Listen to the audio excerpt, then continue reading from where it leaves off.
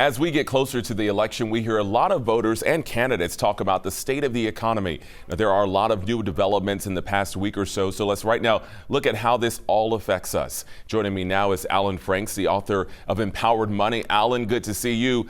First up, a few weeks ago, the Fed decided to finally cut interest rates by half a percentage point. A lot of people have been talking about this. Were you surprised? I absolutely was surprised. It's almost like going to the ice cream store and asking for one scoop of ice cream and getting two, right? The Fed has acted very prudently throughout this entire process here, so we were definitely expecting more of a 25 basis point drop, but we were certainly hoping for 50 basis points. I was actually in a group of financial advisors when we got the news. We all did celebratory fist pumps in the air.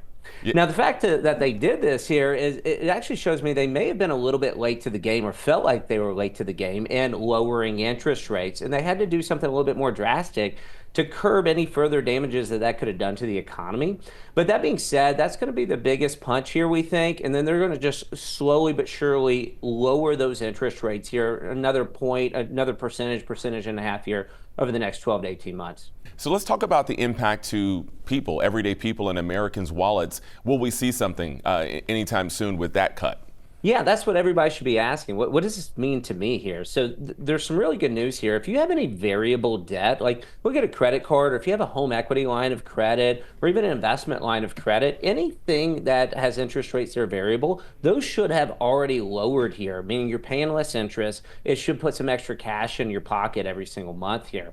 Now, what it'll also do is it'll help lower mortgage rates. If you're like me and you bought a house in the last 2 years, you're part of what I call the cool kids high interest rate club here, right? And nobody really wants to be part of that. So as rates lower, mortgages will be easier to refinance here. Once again, saving you some money at the end of the month. That could mean if you are a young person that are looking to buy that first home, maybe it's a little bit more feasible. Or maybe if you've been in a home for a long time and you've been wanting to get up to Big Canoe up north or go down to Margaritaville down south, but you've been afraid of leaving your low interest rate and getting into a high interest rate, maybe you're more willing to move right now.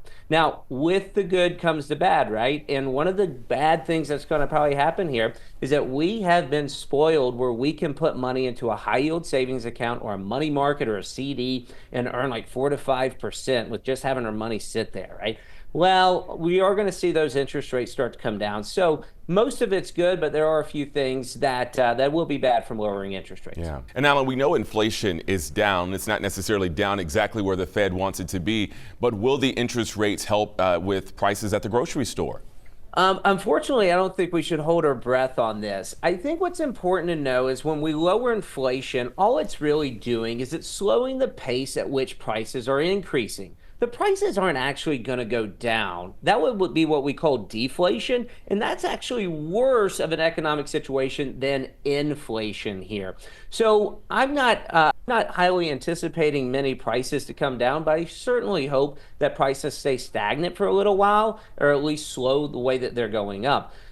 The truth is, there's a lot of things that go into inflation, and one of those is us spending money. As Taylor Swift says, it's me. I'm the problem here. And we've seen that Americans definitely have a spending problem. Now, whether it's good or bad news, studies are showing that the massive amounts of cash that people stored up during COVID are pretty much wiped out. And you're going to see things like student loan payments that kick back in, starting to hurt with the discretionary spending that people have left over there. So we are seeing people spending less right now.